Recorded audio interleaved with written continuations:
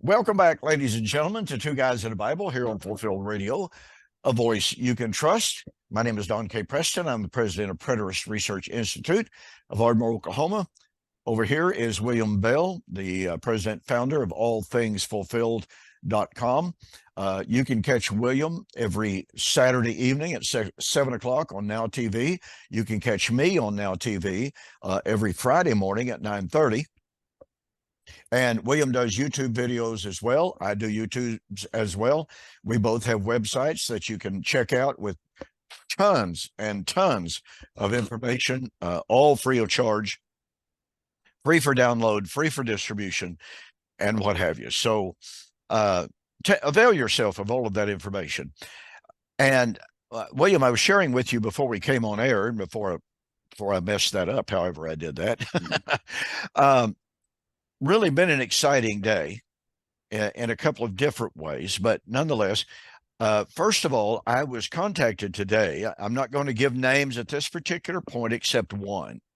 Well, I don't think I'll even give the name, but I'll just simply say that I was contacted today by a guy who hosts atheists, agnostics, skeptics, etc. But I've had at least one debate on his channel. He reached out to me and asked me if I would be willing to debate one of the top agnostic scholars in the world. I said yes. I got information today, news today, that debate will not take place. That scholar is simply too busy. But he mentioned another really, really famous scholar who said, yes, he would be interested in a possible debate with me. And this guy is extremely well known. I'm sure that most people who follow the world of scholarship and skepticism and what have you, and Christian apologetics would recognize this guy's name immediately. So this is very, very positive. He's already expressed an interest, already expressed a willingness to debate me. So we'll see if that takes place. So that's first bit of good news. The other bit of good news, I got a call today from a real good friend of mine, a mutual friend of ours down in Texas. And he was sharing with me that some months ago, a relatively small congregation not far from where he works contacted him and asked him if he'd begin preaching twice a month. And so he agreed to do so. And after he had preached for them for just a little while, they offered him the full-time job. He was already preaching twice a month at a different congregation. And so he told them, he said, I just can't do that. And he made a proposal, an interesting proposal. He said, how about you hire me and my brother as your full-time ministers? He'll preach he'll preach 2 Sundays a month. I'll preach 2 Sundays a month. And they did it. They hired the two of them. Now, both of them are, I mean to tell you, super, super devoted full preterists. He was sharing with me from the day he very first started preaching there, he began to share covenant eschatology. And he said, boy, the congregation just lit up, just super, super excited about it. And he said, the entire congregation has now accepted covenant eschatology except one older man. And he said, just recently, the elders came to him, my friend who called, and you know who I'm talking about down in the Houston area. Dwayne Stevens is who I'm talking about. You know him, don't you? Yeah. I don't know if I remember Dwayne Stevens. Oh, okay. I thought you did. Well, anyway, the elders came to Dwayne and said, look, we understand that this one gentleman has not accepted this view. And they said, we're certainly not going to run him off, but we're not going to allow him to cause trouble with his traditional futurism. So if he feels compelled to leave, we'll allow that. We're not going to cause any trouble about it, because we want you to keep doing what you're doing and to keep teaching what you're teaching. That's awesome. That's excellent. That's I'm telling you, that news. That was really, really exciting news. Now, folks, I've got to apologize. If you notice, I could say this is a divine sign from above that I'm good, but I'm pretty sure that's not what it is. Uh, I've never noticed this light beaming like this, so I'm going to have to create myself a little bit of a shield somehow uh, to get rid of that shaft of light. So I apologize for that. Just I don't know. I haven't noticed it before. Okay, William, what about your news? Do you have any news? Uh, I'm good. Let's see. I continue to get these comments through email. A few people who have acknowledged that they have come to full preterism, some from partial preterism, both by influence of you and myself for the most part. And I can't think of the name because I've been so busy I didn't concentrate on the name, but I got one from there, and there was another from dispensationalism. So those are coming in pretty much on a weekly basis now.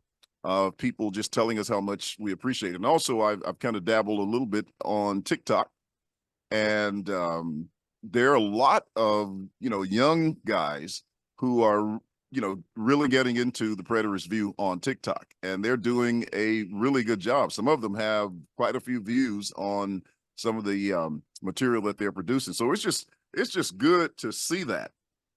This is the stuff that we talked about years ago, Yeah, and now you're looking down from generation to generation, and this is about what almost coming into the third generation of people almost. Yeah. who, yeah, who are understanding, learning, and as I've said once before, they're getting out of the gate much faster than Oh it yeah. took us to get out. So Oh that yeah. is just awesome.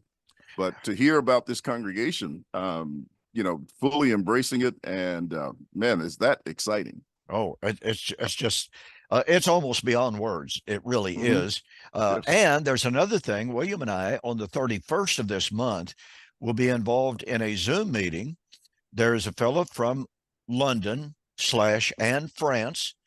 He is originally from Cameroon in Africa, but he has come to understand covenant eschatology, and he wants to have William and me over to London.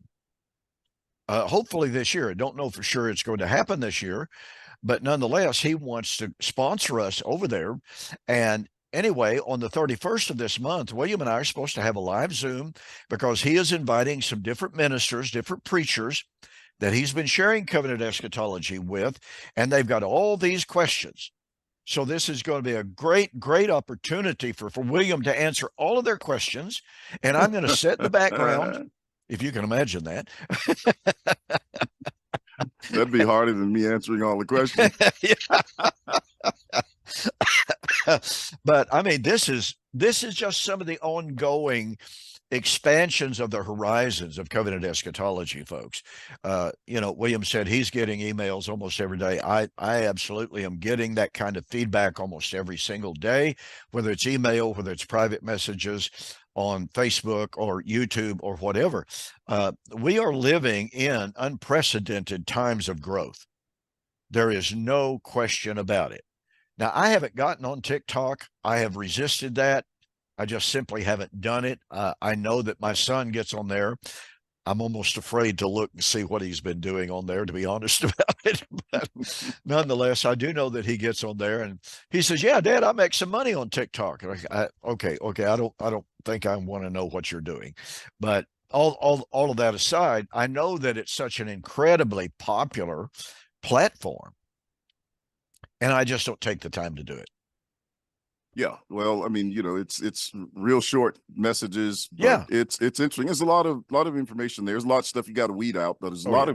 of information there. And like I said, I think because of what's going on in the world today is making people more aware. Yes. And so when you can give them some clarity and kind of pierce through all the noise that's going on, which also gives them hope and confidence, that makes a tremendous difference. And when they start hearing uh, you know, that message come from several people, and there Yeah. are some on there who are bringing the message.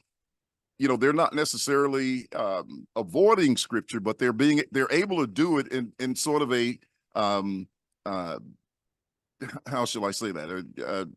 in a way where they're talking the language of the people who are listening to them without necessarily preaching to them, and Yeah, it's I got you. resonating. I got Yeah, you. and so it's really refreshing to kind of hear some of that. Yeah. They're Well, well capable of supporting it, you know, with scriptures, but they're doing a good job of opening that door of conversation, and people are responding.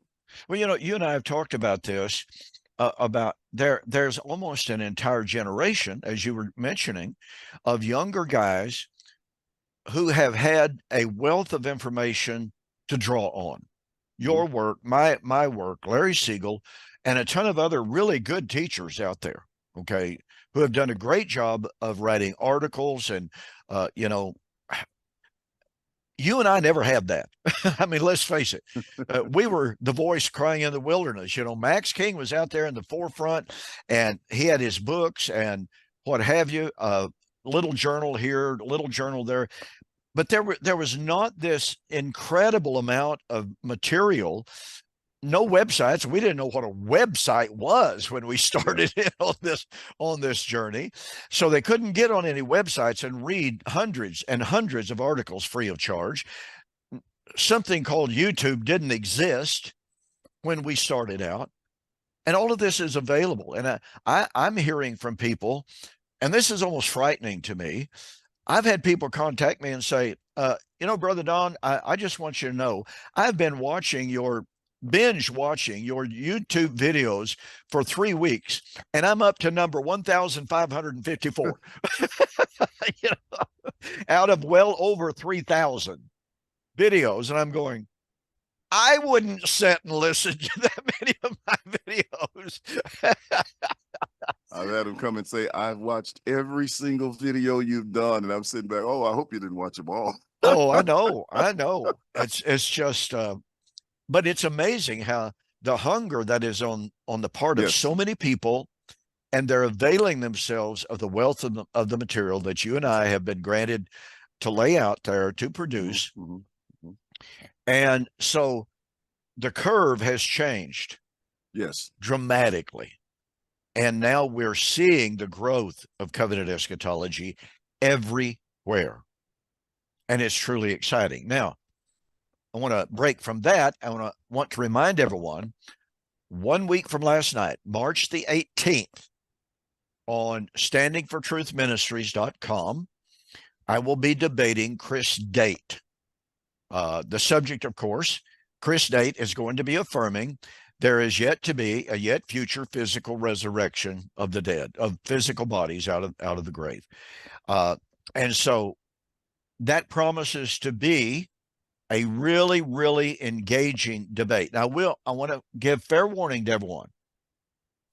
Chris Date talks a lot faster than I do, if you can imagine that.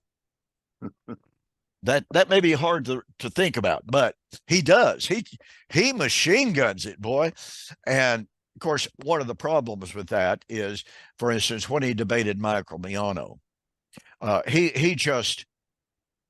he would literally read a listing of scriptural passages, would not read the verses, would not exegete the verses, and say, now see there, that every one of those verses proves my case. Why do you not believe me? Well, I'm sorry, that's not going to work at all. Somebody's feet's going to be held to the fire if somebody tries that.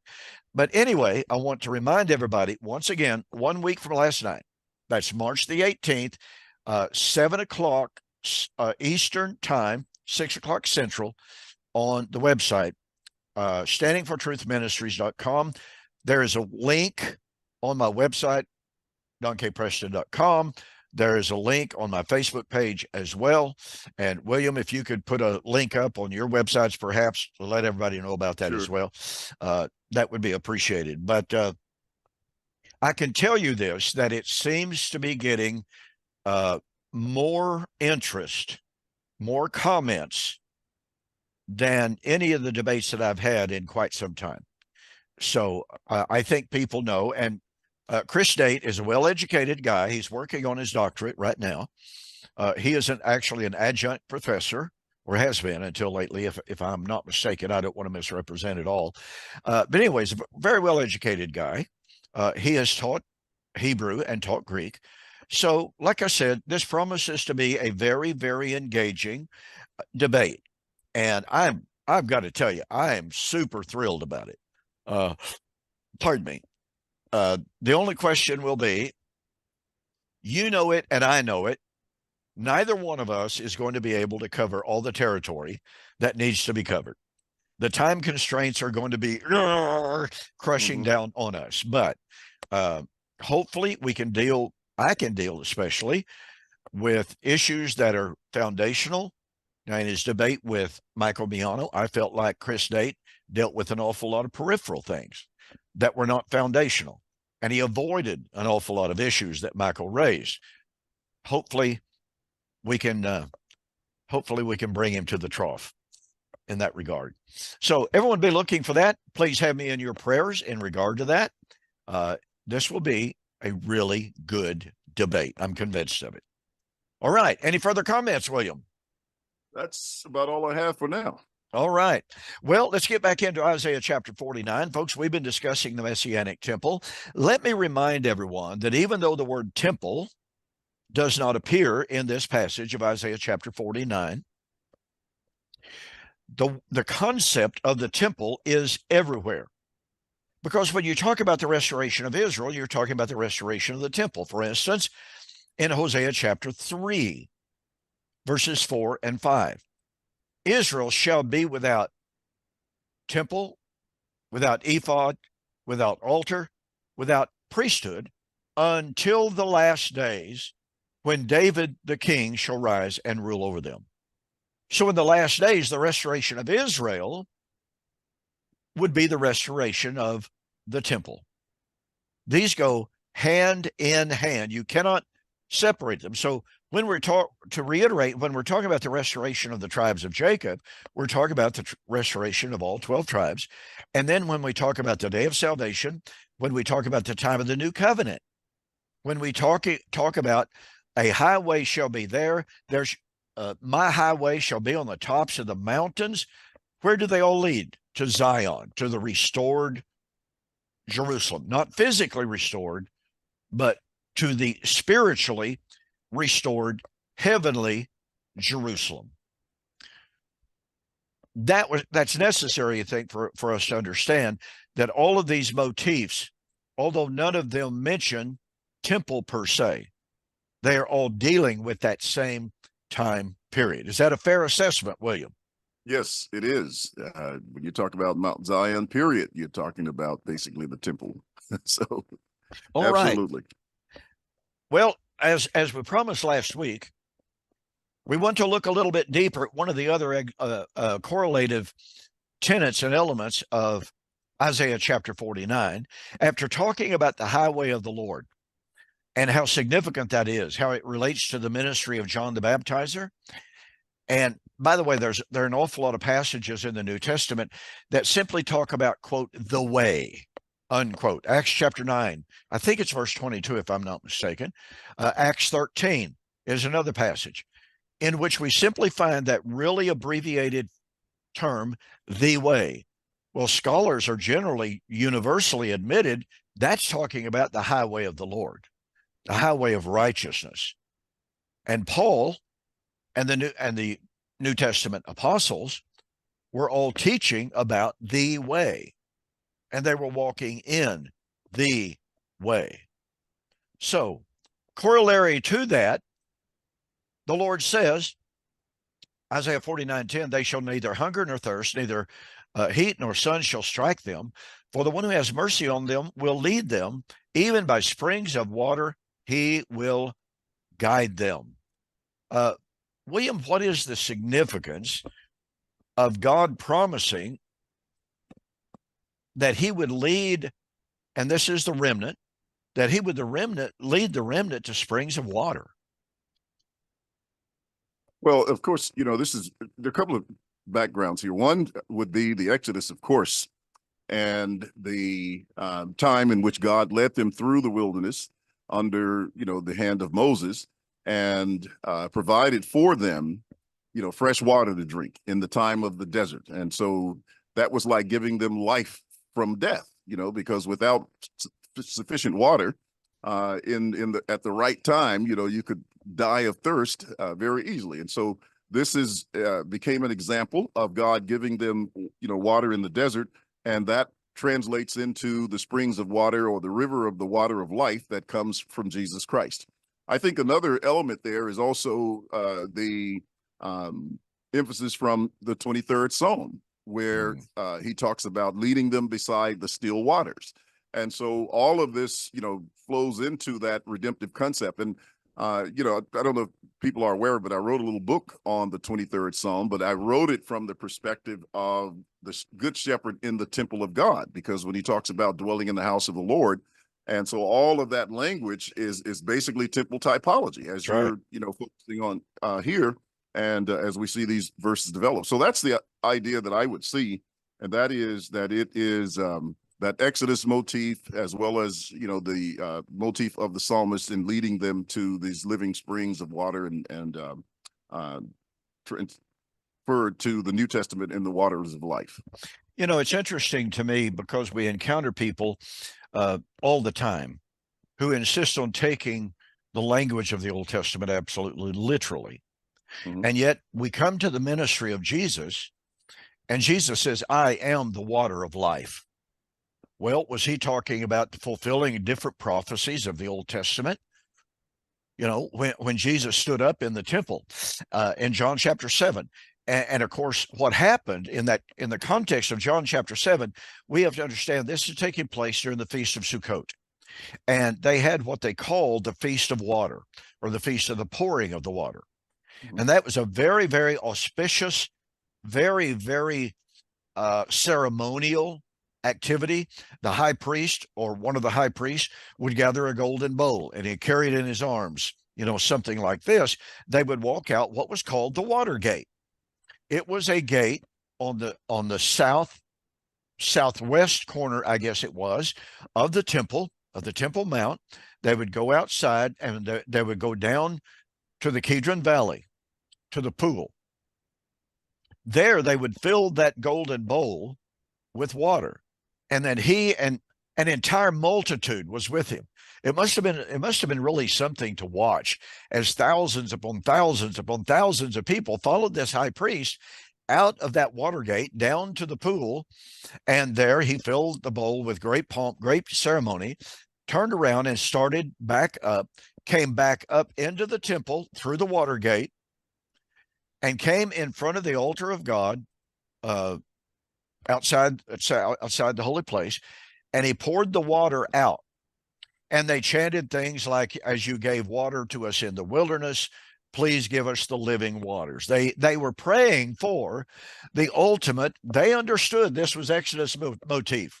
Mhm. Absolutely understood that as it was in the days of Moses, so it would be in the days of Messiah. So they were constantly praying for that, for the living waters to be given in the last day. So that's the context of John chapter 7. And Jesus stands up and says, I am the water of life. If any man comes to me, out of his belly shall flow rivers of living water. Mhm. Well, I wonder where he got the idea of rivers of living water. It was a constant Old Covenant, second Exodus motif. Interestingly, of course, they were going to strike him, as Moses struck the rock when he wasn't supposed to. But those high priests were going to strike Jesus, Mhm. and out came blood and water, and he became and becomes living waters to all who thirst. What was it Jesus said in Matthew chapter 5? Blessed are those who hunger and thirst after righteousness, for they shall be filled. And speaking of the bread aspect of that second Exodus, in John chapter 6, Jesus talked about the manna. Moses gave you the manna, and you did eat. If any man follows me, I will give him the bread from heaven. I am the bread of life, Mhm. which if a man eat, he shall never hunger. And he says, and this is the bread which comes down from heaven, which if a man eats, he will never die. You know, they ate the manna, they died. Now Jesus is saying, you eat of the bread which I am. And of course, that's the same chapter in which he said, John 6:53 and following, except a man eat my flesh and drink my blood, he will not enter the kingdom of heaven. And of course, they were thinking literally, obviously, fleshly. And, you know that Jesus just had to go, oh, good grief.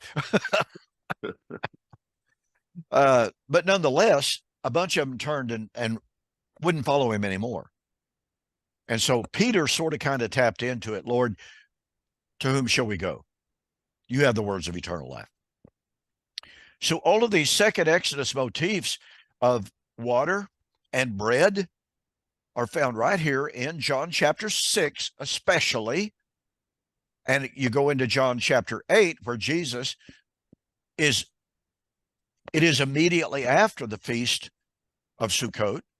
And by the way, on that last day, the great day of the feast, guess what they did? They lit these humongous candelabras. Josephus says they were something like 70 feet tall. They had to have great big ladders. And the priest climbs those ladders and he trims those lamps of the candelabra. And Josephus says the light from those candlesticks, candelabras, lit up the whole city of Jerusalem. And Jesus stands up and says, I am the light of the world. If we don't tap into the Jewish festal context of so much of Jesus's statements, we just lose it. I know I did for years and years. Mm-hmm. But that festal context is so rich. And that second Exodus motif is so rich. I thought you were getting ready to no, I was just saying that's a beautiful concept, that correlation with Christ and that feast, and then his saying that I am the light of the world, and putting that all together is just an amazing concept, and just shows you how important that imagery from the Exodus is, and how it just flows so naturally in the New Testament if people will just take the time to look at it and see it for what it is. It's just amazing. Yeah. And I would remind everyone of what we shared last week. There was a guy, he stalked me somewhat on Facebook for a while. He doesn't post on public forums where I can see him anymore, but he made the claim just recently that Don Preston had invented the second Exodus motif. Yeah, you mentioned that before. Yeah, wow. As I closed the program last week, folks, by saying Don Preston nor William Bell invented the second Exodus motif. Here is Jesus talking about it in John. And there was a book written by a guy named John Daly, not the golfer, obviously. Moses and the second Exodus in the book of John. That seems to be the name of it. Are you familiar with the book, William? Seemed like I sent you a copy of that years ago. I can't recall. Was it in a PDF format? Yeah, I know you said. Okay, yeah. I remember. Yeah, the guy who wrote it was a minister in the Churches of Christ. Now this is interesting. We'll call him John. I'm not really sure at this point what his real name was. When he published this in a written form, loose leaf binder and everything, a friend of mine who knew him personally knew about covenant eschatology, but he wasn't willing to study it. But he contacted me one day and he said, Don, I'm going to send you a manuscript. And he said, I've copied it off. And he said, you don't tell anybody where you got it. So I'm not divulging a name here. But he said, you're not going to believe what this guy says. He used to be a minister in Oklahoma, and that's as far as I'll identify him. And again, I've forgotten the exact name of the book. It has since been published, by the way. Okay, he finally made up his mind he's going to publish it.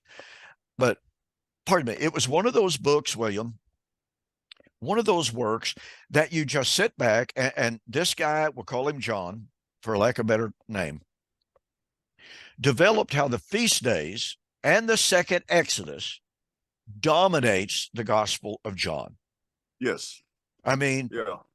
he developed every single feast day, almost every one of them, is highlighted in the book of John. And Jesus is shown to be the fulfillment of those feast days. And as I read the manuscript, I'm going, he's got to be a preterist. He cannot fail to be a preterist. But you know what happens so very, very often? They bring their readers right to a certain point, and then they completely jump ship. Yep. And they start making anachronistic applications that have nothing whatsoever to do with what they've been talking about. And you just sit back in amazement. Yep, that's exactly right. That the Gospel of John is so I'm at loss for words today for some reason, but it is so comprehensive in taking in all these huge themes from the Old Testament. You could walk through John just with temple typology. Oh, From Haggai and other books in the Old Testament, just through that. And then, as you say, take the Exodus and do it as well. That book just comes alive when you view it from that perspective. And as you say, Jesus just goes from one point to the next, one point to the next. And I remember when we were in Florida, I don't know if you came with us that time. This is with no, Steve I did not and get to go to Holger. Florida with you. Yeah. I had sat down and pretty much because I was going to write a book on it. And I had sat down and wrote just about and it was I've done this more than once. And this was the most comprehensive one that I had done. And I was using an iPad, and which I didn't use that often. And I had written out all these notes and correlations in the Gospel of John. And for some reason, you know how you get in that zone, Oh, yeah. and things start clicking that you don't see. And I had written them all out, and I said, okay, now this is good. I'm going to publish it. Do you know I lost all that information? Oh. And it was so frustrating. I never sat down and tried to do it again. So, but it's there, and I just love walking through the Gospel of John and seeing all these correlations from the natural to the spiritual, and that transformation and what it means. But yeah, it's great. Well, what you say there, and look, folks, there is a wealth of material out there written by scholars who delve into temple typology in John, Exodus motif in John, again, festal imagery in John. A really, really, really good book written by a scholar by the name of Mary Collot, Catholic scholar. And I must confess a little bit of skepticism when I see it's a Catholic scholar, and you'll have to forgive me for that, because there are many, many, many noted, I mean, incredible Catholic scholars who have done some great, great, wonderful work. Brent Petrie, who is one of my favorite writers at this present time, Catholic scholars, but he wrote one of the finest books on the tribulation that you'll find anywhere. Jesus, Tribulation, and the End of Exile. If you can find a copy of it, folks, you got to get one. And another example, he's got to be a full preterist, just absolutely got to be a full preterist. Well, he's not. So anyway, Mary Collot wrote this book on the Gospel of John. And, I'm reading it with a half eye of prejudice and what have you. And the more I read, my eyes are just getting bigger and bigger and bigger. And it's just like, holy cow, this is good stuff. And so, sometimes we have to put our prejudices aside or skepticism aside and read something for its own worth, for its own value, and realize we can learn from a lot of different people out there. And that's the way that is. And again, I mentioned Brent Petrie, fantastic scholar for bringing out Second Exodus motifs. And so one scholar, oh my goodness, I've forgotten his name, but the name of his book was Moses in the Gospel of John. Guess what he develops? The fulfillment of Moses in the law in the Gospel of John, especially seen through the prism of the feast days. And so you have some of this truly academic work that is available to us to understand how rich, incredibly rich, the Gospel of John is. And when you tie this into temple theology and you go back to chapter 2, Jesus standing in the temple said, destroy this temple in 3 days, I'll raise it up again. And the Jews are going, what in the world are you talking about? This temple's been under construction for 46 years and you're going to build it in 3 days? So John slips that little postscript in, but he spoke of the temple of his body, which his disciples understood after his resurrection. Temple, it's everywhere. But here's the key to this.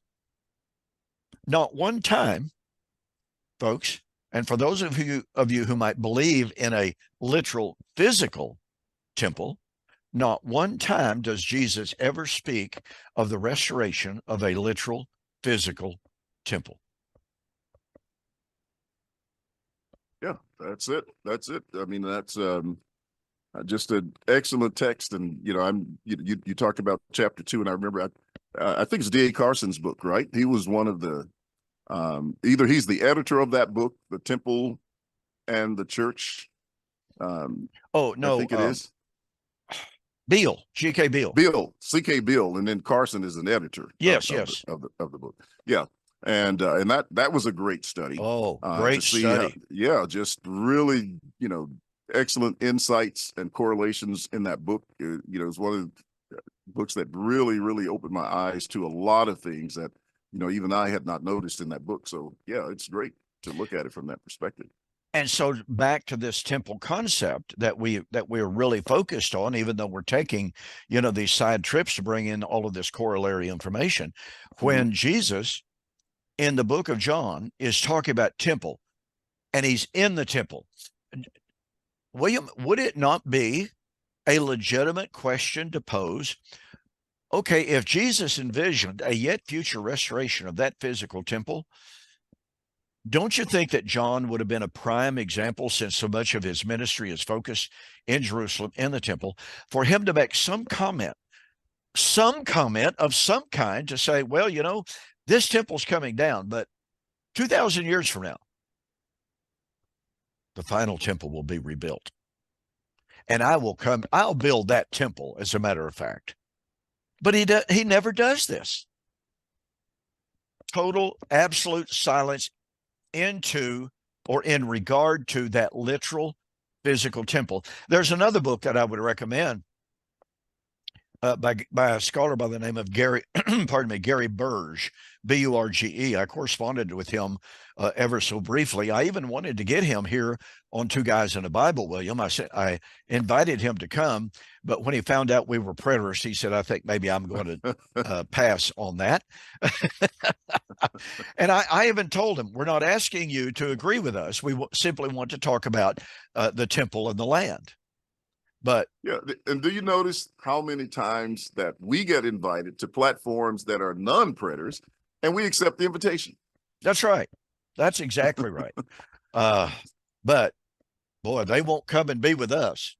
Oh, well, such as it is. But anyway, Gary Burge, in his book on the Gospel of John, Jesus and the Land, he makes some incredibly astute observations on John chapter 15. In that very, very famous passage, Jesus said, I am the true vine. If any man does not abide in me, he will not bear fruit. If any branch does not bear fruit, it is cut off, cast into the fire.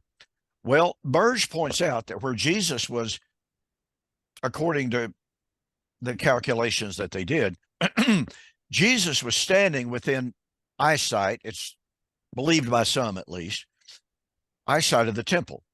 And he points out that the vestibule of the temple, okay, the opening before you go into the holy place, we might call it a foyer, okay, but you have on either side a winding grapevine on either side, going up, made of pure gold, by the way. And it comes up, and on the threshold, overhead threshold, there was a cluster of grapes, and Josephus confirms this, by the way. Pardon me, a cluster of grapes as tall as a man, Now, a man would have been about 5'5", 5'6" in the first century, but as tall as a man, a cluster of grapes made out of pure gold. Now that's just stunning. I mean, let's face it. You got a 5-foot cluster of grapes made out of pure gold. Can you imagine how much that thing weighed? Yeah, yeah. Well, anyway, it was there. That was a constant reminder of Isaiah chapter 5, that Israel was God's vineyard. You are my vineyard, says the Lord, and what shall I do with you?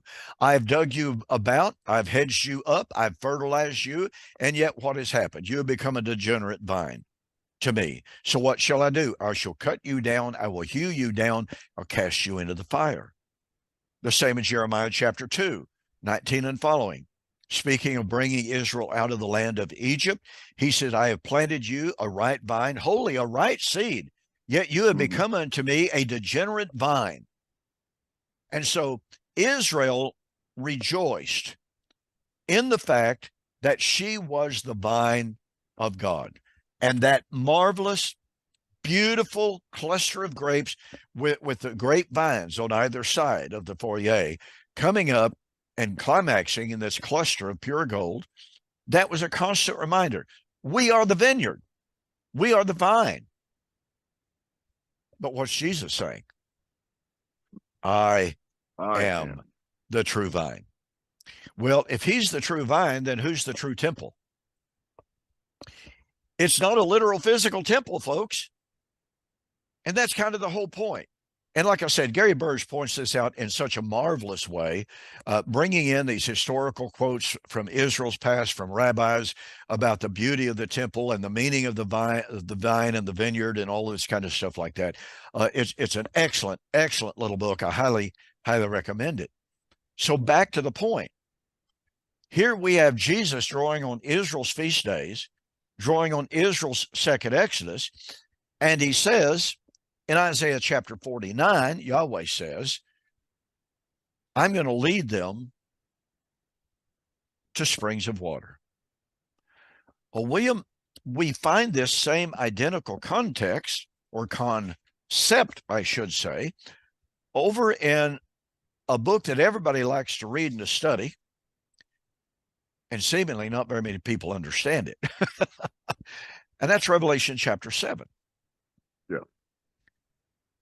Why don't you develop that for us just a little bit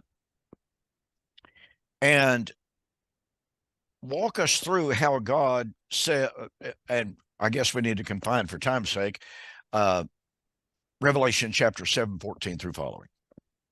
Well, in 7:14, the question was asked, who are these that were clothed in the white robes? And of course, the answer was, these are the ones who have come out of the great tribulation, and they washed their robes and made them white in the blood of the Lamb. So what he's looking at here is that multitude, inclusive of the 144,000 that we see in the earlier part of the chapter. And then he says they are before the throne of God, which is just another name for the temple. Mm-hmm. So there they are, in the temple, and the text even reads that way. It says, therefore they are before the throne of God and serve him day and night in his temple. And of course, he who sits on the throne will dwell among them. And as you stated, and as the text stated in the previous verses of Isaiah 49, that he would lead them to these living fountains of waters, and they would neither hunger anymore nor thirst anymore. So there's the text in Matthew 5, blessed are those who hunger and thirst after righteousness, for they shall be filled. And then you have the language in Revelation 21 as well, all speaking of these living fountains of water. So that's John 4, that's John 7, and Isaiah 49, all coming together in this language that has, the theme of the Exodus as well, but also bringing them to the presence of God and to the to this fulfillment. But this is also the feast concept that's involved in the text as well, and all of that is being fulfilled in Revelation chapter 7, that shows this consummation from their trek and journey through this Exodus that they have been going through, and now are beginning to consummate into this new Canaan, into the new land, the new heavens and earth that we see at the end of the chapter. Okay, great points. And maybe we ought to back up even a little bit from there and go back to Ezekiel chapter 47. Because in Ezekiel, what do we find? And we discussed this when we discussed the Messianic temple. But in Ezekiel, we find the story, the narrative of, guess what? The river of life. And it flows out of where? The temple. This new Messianic temple. And the farther it goes, the wider it becomes. And everywhere it flowed, what did it give, William? What did that river give? It gave life. Absolutely. Now, what's interesting is it gave life except in some places. And that's the salt reeds or rushes or whatever the term that is proper there. But the point of fact is it will bring life anywhere and everywhere. So here's the Messianic temple concept. It's the river of life. Then we come forward very quickly to Zechariah chapter 14. And in Zechariah 14, we have the day of the Lord. We have the war against Jerusalem. We have the establishment of the new Jerusalem. And out from under the throne, and as you just pointed out a moment ago, where's the throne? It's in the temple. That's where God's throne always was. So flowing out of this new Jerusalem and flowing out from under the throne of God is the river of life. And it flows, as the text says, some to the former sea, some to the hinder sea. Now, William, I want to digress here for just a moment. When I was growing up, that expression, some to the former sea and some to the hinder, that was explained to mean the blood of Christ flowed backwards and forwards. Is that the way you were taught? We never got into it to give you that. Now, we've been taught that in terms of certain passages in the New Testament, but as far as the hinder sea and the former, no. I don't even think they covered that. Okay. There were certain passages that they didn't want us to even touch. If it was Matthew 24, the book of Revelation, anything that they couldn't pretty much expound from a standpoint of, hear the gospel and be baptized. If you got outside of that, you were in speculative area. And so that was the situation for the most part. Okay. Well, I remember sermons by some of the preaching heroes of mine in my younger days. And boy, they would expound on this. And what's interesting about it is, and I don't know why this stuck with me through the years, but the very first couple of times that I ever heard people try to apply Zechariah 14 to something future, I was like, what are you talking about? That's real clearly the fall of Jerusalem in AD 70. Because the men that I grew up hearing and appreciating and admiring and following to a certain extent, they all accepted. Zechariah 14 was a prediction of the fall of Jerusalem in AD 70.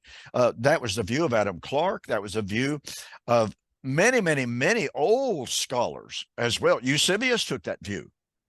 And so, it was just like, what are you talking about, a yet future temple? What are you talking about all this stuff way off in our future somewhere? That's back there. But that reference, some to the former sea, some to the hinder, was always explained to me by the preachers that I admired.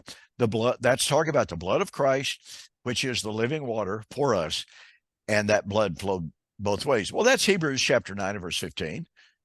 For this cause, he is the mediator of a new covenant, that by means of death, for the redemption of the remissions that were under the former covenant, under the first covenant. So yeah, Christ's blood flowed and covered the sins of the former covenant. And I was just curious as to if you had ever covered that before, and if that was what you had ever heard. No, like I said, they didn't really get into, texts like that, apocalyptic texts or anything that was super prophetic from their point of view. They didn't, other than to say Jesus is coming soon. Right. That was pretty. Yeah, it sounded like some of those folks that in the 1950s, I used to have a journal produced, the Gospel Messenger or Gospel something, that was produced in Arkansas. And a very prominent minister wrote an article, and he said, we in the churches of Christ are doing ourselves irreparable damage by not studying prophecy and the book of Revelation. And he said, I know many congregations in the state of Arkansas in which the elders strictly forbid the study of the book of Revelation. Yeah. And he was going, this is ridiculous. We are abusing our own members by taking that position. And so even though my own father was terrified of the book of Revelation, he never took that kind of a view. It was all speculative to him. And so, just wasn't going to spend a lot of time with it. You study the letters to the seven churches, and then you start all over again. There you go. It was through the writings of Wallace that I was able to look into passages like this, because he deals with that in God's prophetic word. And then he wrote the commentary on Revelation. And I remember, hearing from some of the professors that I had in school saying, I wish he had never written that book. That's the idea. That's the mentality that they had. When I was in preacher school as well, one of our professors said, if Foy Wallace would not have been such a prominent person in the churches of Christ, such an effective debater against premillennialism, he would have been disfellowshipped for writing that book. Yeah. So that shows you the attitude, the closed-mindedness, which is just really, really sad. So what we have here is this constant theme from Isaiah 49. We have this promise of being led to the rivers of living waters. And as Williams pointed out here in Revelation chapter 7, the Lord shall lead them to the living fountains of waters. But William, that's not all that the book of Revelation has to say. Now, you hinted at it, but go ahead and develop chapter 21. All right. Well, in chapter 21, this is the time for the new heavens and the new earth. The first heaven, first earth had passed away. And now we have the new heavens and the new earth with the holy city, the new Jerusalem that comes down out of heaven, prepared as a bride adorned for a husband. And then there is the tabernacle of God. Behold, I will be with them. I will be their God, and they shall be my people. And so this is when all the tears are wiped away. Death is no more, and no more sorrow, pain, crying, or tears. And then, of course, that sort of flows, that's typology that we see in those verses, particularly in verse 9 and following, when he says, come and I will show you the bride, the Lamb's wife. But then that flows right into chapter 22.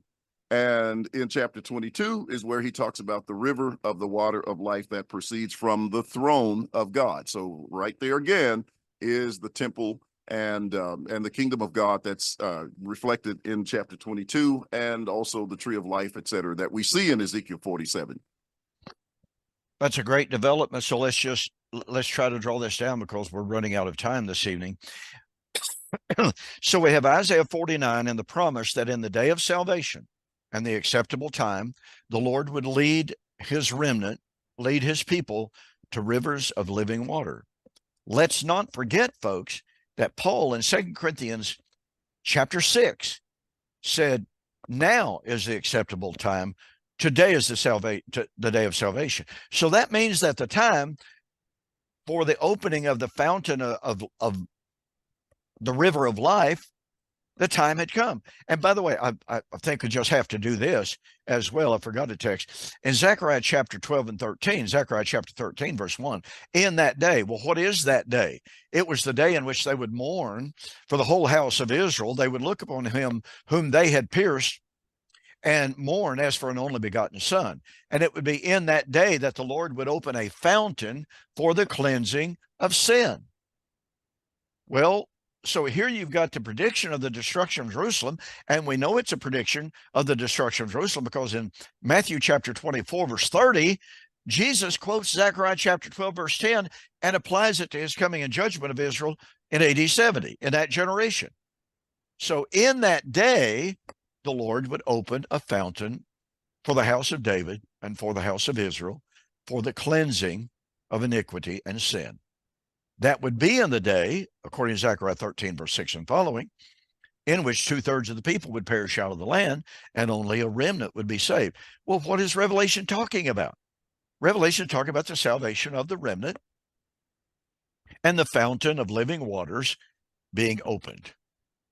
And we have, after that beautiful, beautiful description of this new heaven and new earth, this new Jerusalem, into which all the nations of the earth are invited. Let whosoever will may come. The vision is as it were finished, and the angel says to John, these things, what things? The vision of the new heaven and new earth, the new Jerusalem, the river of living water, the tree of life. These things are faithful and true, and the God of the prophets has sent me to signify that these things must shortly come to pass. So that correlates perfectly with 2 Corinthians chapter 6. Today is the day of salvation. Now is the acceptable time. These things must shortly come to pass. And that brings us back to the fact and to the imagery or question of the imagery. Could we even possibly be talking about a literal river of life, as the literalists out there, woodenly literal interpreters, insist? Well, you got to take the Bible literally. It says what it means what it says. Well, if Paul said the time had arrived, and if John said through the Spirit these things must shortly come to pass, then doesn't that mean at least maybe a little small spring should have been pouring out at that time, and people drink of it and never die? Yep. All the way. And even Peter, Peter says the same thing. Basically, when you look at the fact that he said those prophecies in 1 Peter 1:10 through 12, and then talked about the glories that were about to come, and who would say that what we have in Revelation 21 and 22 is not about the glories that were promised for Christ's coming. Exactly. Well, folks, we're gonna call it quits right there. We're right at the 7 o'clock time. We appreciate you being with us. We've given a lot of stuff here, a lot of information packed into this hour. A lot of verses have been adduced. I would recommend that you have your pencil, your paper, your Bible, and your notebook to go back and carefully analyze all of this material that we have given. And I think you'll find it exciting. I think you'll find it challenging, and I think you'll find it to be true. So, William, with that, I'm going to say good night and God bless. All right. Good night.